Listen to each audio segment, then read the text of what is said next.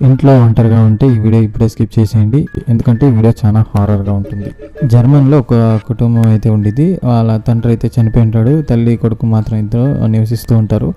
ఇలా వాళ్ళిద్దరు ఉన్నప్పుడు ఒకరోజు వాళ్ళ అమ్మకి ఫ్రీ దొరికిందని వాళ్ళ కొడుకుతో అయితే గేమ్స్ ఆడుతూ ఉండిద్ది. ఇలా గేమ్స్ ఆడుతూ ఉండగా వాళ్ళ కొడుకు అయితే సడన్గా దయ్యం కనిపించింది. దయ్యం కనిపిస్తే వాళ్ళ అమ్మకి కనిపించదు, కొడుకు మాత్రం కనిపించింది. తర్వాత ఏమైందో ఇప్పుడు చూపిస్తాను, ఆ వీడియోలో చూడండి.